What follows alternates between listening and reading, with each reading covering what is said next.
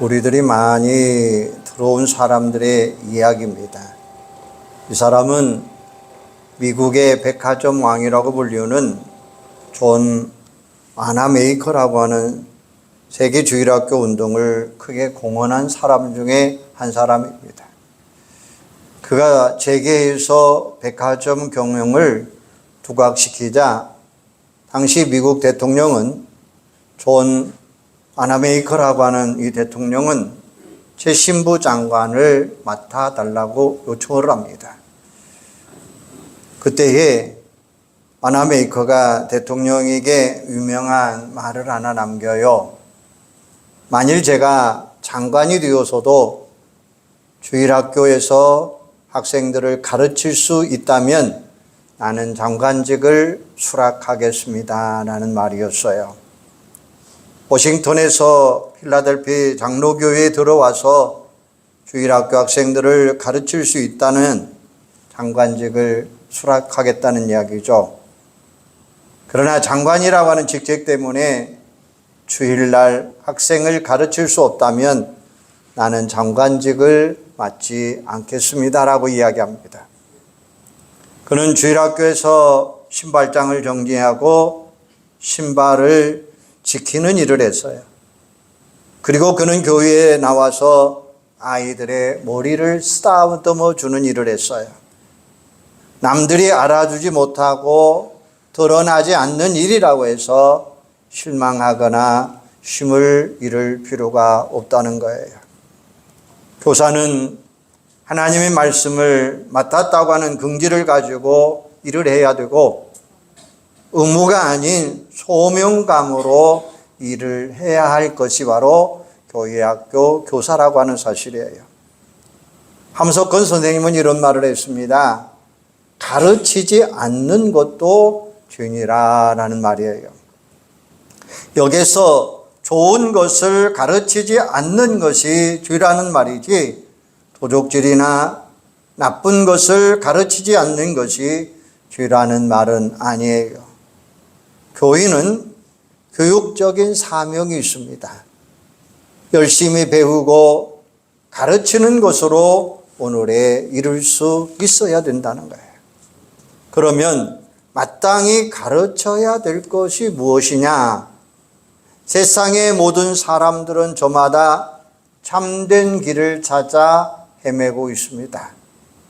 어떤 것이 진리인지 그 진리를 찾아 헤매고 있는 거예요.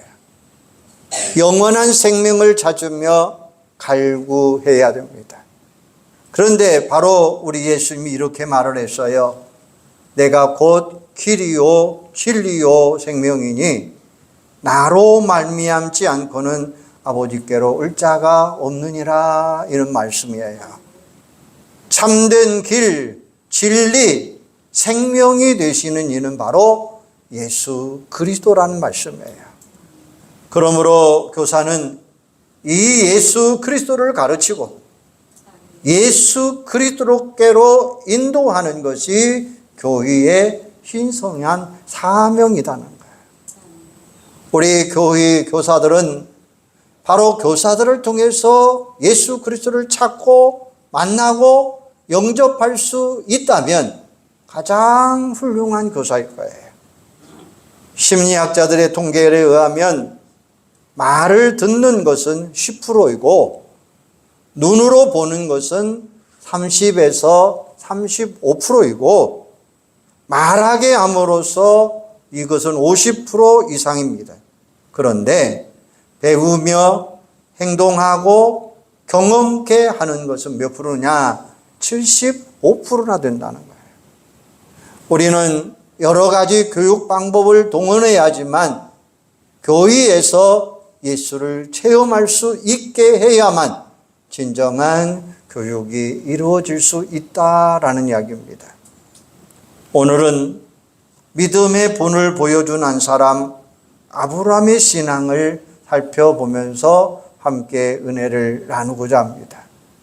창세기 1장 1장에서 11장까지는 거의 큰 사건을 중심해서 기록이 되어 있어요. 그리고 12장부터 마지막 50장까지는 인물 중심으로 기록이 되어 있습니다. 대표적인 인물이 아브라함, 이삭, 야곱, 요셉과 같은 이스라엘의 족장들, 믿음의 조상들입니다. 오늘 우리에게 보여주신 아브라함의 믿음을 저는 세 가지로 생각해 보고자 합니다. 첫째는 순종의 본을 보여주었다라는 말씀이에요. 1절에 보니까 여호와께서 아브라함에게 이르시되 너는 너의 고향과 친척과 아비 집을 떠나 내가 내게 보여줄 땅으로 가라. 4절에 보니까 이에 아브라함이 여호와의 말씀을 따라갔고 이렇게 이야기해요. 하나님은 아브라함을 불러서 당시 우상의 종교 사유에서 분리시켜요. 중세신학자 토마스 아퀴나스는 하나님의 역사를 분리와 장식의 역사다 이렇게 이야기해요. 창세기 1장에서 나오는 천지 창조의 역사를 보면 처음 3일은 분리하는 사건이에요. 빛과 어둠과 하늘과 땅과 육지와 바다를 나누셨습니다. 그리고 나머지 3일 동안은 채우는 역사였어요. 하늘에 채우시고 땅에 채우시고 육지에 채우시고 바다에 고기를 살게 하셨습니다. 하나님께서 아브라함을 선택하실 때 먼저 그의 고향과 친척과 아비 집을 떠나라라고 말씀하셔요. 떠나라고 하는 이야기는 버리라는 말이 아니라 버리라는 말, 바로 버리라고 하는 말은 전혀 다른 사람을 살리라 이 말이에요. 하나님은 오늘 또 우리를 부르시고 택하실 때는 먼저 세상에서 분리하게 하시고 그 다음에 하나님의 자녀로 장식하게 하시고 채우게 하신다는 거예요. 우리 인간을 하나의 그릇이라고 하면 그 그릇에 지저분한 잡다한 것이 들어있다면 먼저 버려야 됩니다. 그리고 아름다운 것으로 채워 나가셔야 된다라는 말씀이에요. 아브라함은 갈대아 우르에서 살던 사람입니다. 갈대아 우르라는 도시는 우상의 도시요 도덕적으로 타락한 도시입니다. 우르라고 하는 도시는 메소포타미아 남부 지역에 있는 해안 도시입니다. 1849년 미국과 영국의 고고학자들의 발굴로 세상에 알려졌어요. 이 지역은 주전 3200년경부터 세기 문자를 사용하는 수메르 문명이 대동한 지역입니다. 이 지역에 살던 셈족은 성벽을 쌓고 성읍을 건설하고 왕궁과 신전을 짓고 활발한 경제 활동으로 부를 축적해 나갔습니다. 창세기에 나오는 바벨탑을 연상하는 신전을 지었는데 그들은 그 신전을 지구라시라 이렇게 불렀어요. 당시 페르시아만을 중심으로 활발한 교역으로 우르는 점점 부강한 나라가 됩니다. 우르는 주신으로 다르신인 난나라고 하는 신을 섬겼습니다. 난나의 신전은 18층 높이의 엄청난 신전 지구랏을 건설합니다. 이러한 크고 작은 신전들이 줄비하게 늘려져 있습니다. 왕들의 무덤에서 육을 뗀 유물 중에 많은 신상들이 있었고 주로 나무를 깎아 만들고 그 위에 금을 입혀 만든 신상들이 많이 있었어요. 유대 전승에 의하면 아브라함의 아버지 데라는 우상을 만드는 직업을 가지고 있었더라라고 이야기하고 있습니다. 바로 이 우르에 살던 아브라함은 하나님의 음성을 들어요. 사도행전에 보면 스데반 집사가 설교하는 내용이 나오는데 사도행전 7장 2절에 이하에 보면 스데반이 이르되 여러분 부형들이여 들으소서. 우리 조상 아브라함이 하란에 있기 전 메소포타미아에 있을 때에 영광이 하나님이 그에게 보여 이르시되 내 고향과 친척을 떠나 내가 내게 보여줄 땅으로 가라. 아브라함이 갈대아 사람의 땅을 떠나 하란에 거하다가 그의 아버지가 죽음에 하나님이 그를 거기서 너희 지금 사는 이 땅으로 옮기라 이렇게 말합니다. 터키 동부 지역인 하란에 거주하던 아브라함은 그 아버지가 죽고 난 후에 다시금 하나님의 음성을 듣고 가나안 땅으로 이주합니다. 아브라함의 성벽을 보면 지리적인 성별과 민족의 성별이라고 이야기할 수 있어요. 아직 믿음이 약하고 신앙의 제재가 수립지도 못하였으니 하나님은 우상 숭배의 영향 아래서 벗어나게 하신 거예요. 아브라함을 부르신 하나님은 예전이나 지금이나 동일하신 하나님이십니다. 우리 성도들은 과거의 불신 세상에서 살던 삶을 청산하라 이렇게 말씀하고 계셔요. 전혀 새로운 인생을 우리에게 살아가라고 말씀하고 있다는 거죠.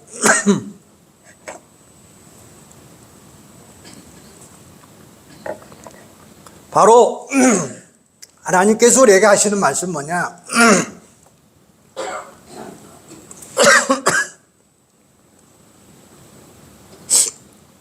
떠나가라라는 말이에요.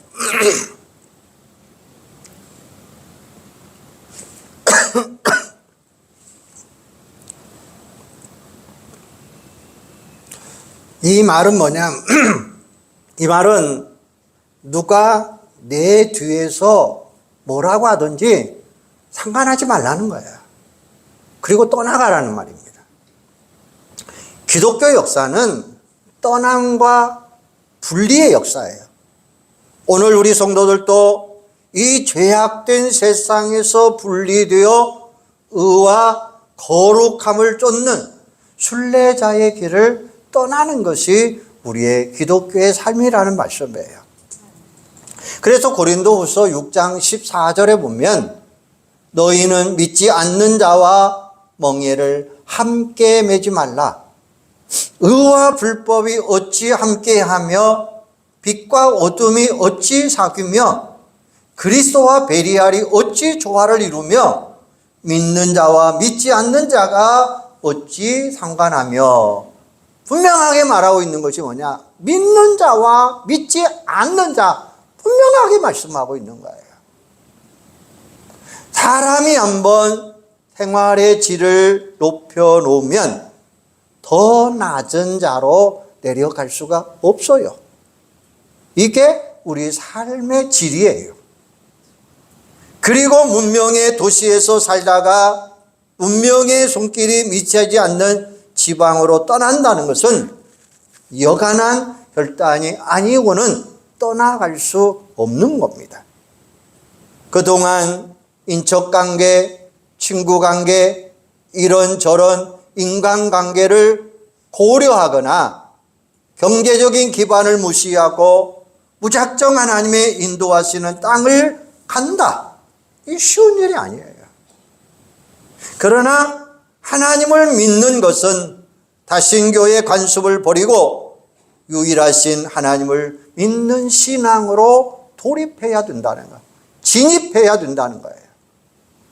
하나님의 사람은 과거 생활과 구원받는 자녀로서의 생활을 분명하게 구별할 줄 아는 여러분들이 되기를 바랍니다.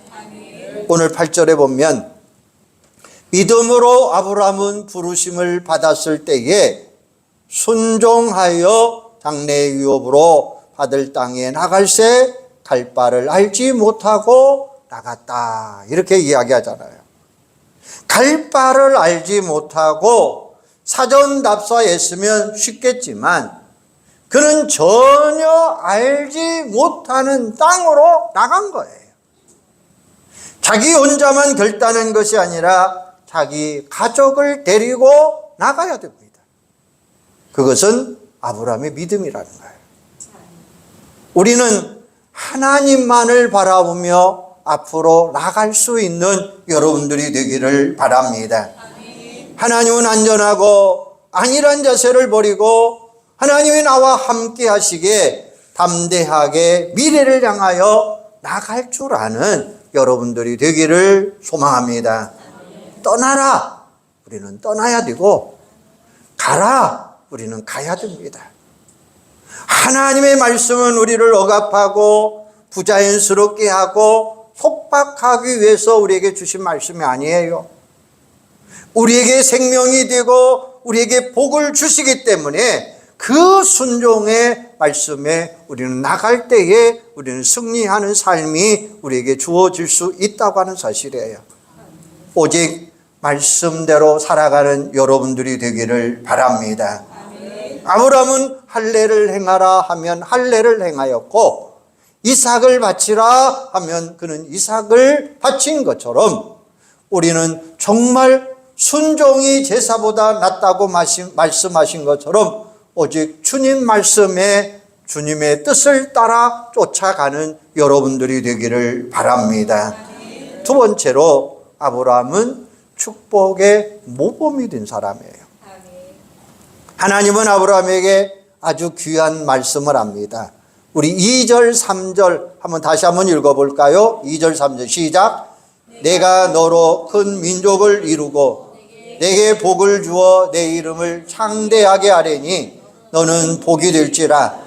너를 축복하는 자에게는 내가 복을 내리고 너를 저주하는 자에게는 내가 저주하리니 땅의 모든 족속이 너로 말미암아 복을 얻을 것이라 하신지라. 아멘. 아브라함의 후손들이 큰 민족을 이루겠다고 말씀하셨는데 사실 숫자적으로 큰 민족이라고 하는 뜻보다는 위대한 민족, 우수한 민족을 이야기하는 말씀이에요. 히브리 사람들은 물질보다도 명예를 소중하게 여기는 사람이에요. 너는 복의 근원이 될지라. 이 말은 너는 복이 되어라 라는 말씀이에요. 나 한 사람 때문에 우리의 가정이 복을 받아야 됩니다. 나 한 사람 때문에 우리 교회가 복을 받아야 됩니다. 나 한 사람 때문에 우리 교회 학교가 우리 학생들이 복을 받는 역사가 일어나야 되겠다라고 하는 사실이에요. 오늘 옆 사람에게 한번 이렇게 이야기 한번 해주시기 바랍니다.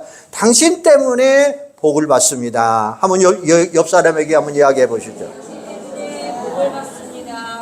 나 한 사람 때문에 복을 만들어가는 거예요.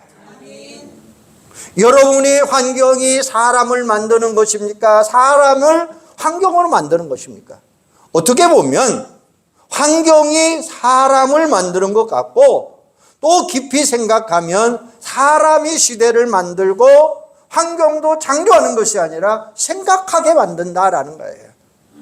한 사람은 결코 한 사람이 아니라 민족일 수도 있고 한 시대라고 이야기할 수 있다고 하는 사실이에요. 반대로 한번 생각해 보십시다. 그러면 이스라엘 역사에 있어서 한 사람 아간을 한번 생각해 보십시다. 아간 한 사람 때문에 그의 가족들이 얼마나 큰 고통과 아픔과 괴로움과 죽음을 당하야만 했습니까? 요나 한 사람 때문에 수많은 사람들이 고통을 당하기도 했습니다. 소돔 고모라를 보아도 의인 몇 사람이 없어서 결국은 멸망할 수밖에 없었잖아요. 하나님은 한 사람 때문에 그 문 안에 거하는 나그네도 복을 주시겠다라고 말씀하셨어요. 아브라함은 한평생 나그네로 떠나가는 삶을 사셨어요. 그러나 그의 믿음, 그의 신앙의 유형은 많은 사람들에게 복을 끼치는 삶을 살았다는 거예요. 우리도 믿음의 조상이라고 하는 말을 붙이고 살아가는 거예요. 그래서 아브라함은 하나님이 아브라함에게 뭐라고 이야기합니까? 아브라함은 하나님의 보치다라고 이야기하잖아요. 친구 따라 교회에 나왔든지 부모님의 권유로 교회에 나왔든지 교회에 와서 우리는 사람을 만나야 됩니다. 목사도 만나고 교사도 만나고 교인들도 만나요. 톨스토이는 이런 말을 했어요. 세상에서 가장 중요한 것은 바로 지금이다. 세상에서 가장 귀한 사람은 지금 바로 내가 만나고 있는 사람이다. 세상에서 가장 귀한 일은 바로 최선을 다하여 선을 베푸는 것이다. 이렇게 말을 했어요. 지난 과거, 어두웠던 지난 날을 후회하고 탓할 것이 아니라 환경을 탓하고 부모님 잘못 만난 것을 돌릴 필요가 없죠. 오늘 우리는 나 한 사람이 어떻게 살아가야 되느냐고 하는 결단이 중요하다라는 말씀이에요. 다른 사람 원망하고 신난다고 나도 원망할 것이 아니라 남이 절망한다고 해도 나는 절망할 이유가 하나도 없는 거예요. 복이 되는 사람, 복의 근원이 되는 사람으로 살아가시기를 바랍니다. 사랑하는 여러분, 나는 우리 가정의 복의 근원이 되십니까? 나는 우리 가정의 불화의 근원이십니까? 나 한 사람으로 인하여 내 주변 사람들이 어떻게 살아가고 있느냐 한번 생각해 보시기를 바랍니다. 미국의 존슨 흡킨스 대학이 있습니다. 이 유명한 대학의 한 젊은 사회학 교수가 대학생들을 동원해서 지역 사회를 조사하고 연구를 합니다. 미국에서 가장 열악한 환경을 가지고 있는 뉴욕의 빈민굴에서 12살부터 16살까지 청소년 200명을 조사를 합니다.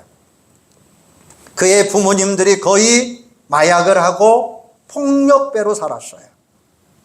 그 동네는 윤락가였습니다. 알코올 중독자들이 우글거리는 도시였습니다. 사회학과 학생들, 교수들은 한 가지 결론을 내립니다. 이들 청소년들은 90% 정도는 훗날 범죄자가 되어서 형무소에 제집 드나드는 것처럼 드나들 수밖에 없습니다 라고 하는 결론이었습니다. 그런데 25년이라고 하는 세월이 흘렀습니다. 노 교수는 은퇴를 앞에 두고 서재를 정리하다가 옛날 대학생들과 환경조사에 발굴되었던 글을 발견하게 됩니다. 그때 만났던 아이들의 이름과 주소와 설문 내용을 그대로 보게 됩니다. 교수님은 학문적인 호기심이 발동했어요. 다시 대학원생들을 동원하여서 당시에 질문했던 그 아이들을 하나하나 찾아보기 시작을 합니다. 미국 전역을 뒤져서 200명 중에 180명을 찾아내게 됩니다. 그런데 웬일입니까? 단 4명만이 단 한 번 감옥에 갇혀 있었다라고 이야기하면서 훌륭한 사람이 되고 사회적으로 정상적인 사람이 되었더라라고 이야기하는 것이었어요. 이것은 정말 예상 밖이었습니다. 처음에 그들이 조사했을 때는 거의 다 마약 중독자, 그 다음에 알코올 중독자, 그 다음에 감옥에 갇혀 있을 것이다라고 하는 결론을 내렸지만 교수님은 그들을 만나 어떻게 이런 열악한 환경 속에서도 당신은 성공할 수 있었습니까? 라고 하는 질문이었습니다. 그런데 많은 사람들이 같은 공통점을 내는데 자기 동네에 한 여전도사님이 있었다는 거예요. 그 전도사님이 자기들의 인생을 바꾸어 놓았습니다 라고 말하는 것이었습니다. 20년 전 한 여자 전도인이 자기들이 사는 동네에 들어와 주일학교 운동을 벌리게 되었습니다. 교수는 수소문하여 그 전도사님을 만납니다. 이제는 머리가 희끈희끈 휘어져가는 할머니가 되었습니다. 당신이 빈민가에서 한 일은 과연 무엇이었습니까? 그녀는 수줍음에 대답을 합니다. 저는 전혀 한 일이 없습니다. 다만 그저 내 아들, 딸처럼 사랑하면서 함께 살았습니다 라는 말이었어요. 이 여전도사는 빈민가에 들어와서 예수의 정신을 가지고 사랑을 실천했고 복의 근원이 되었습니다.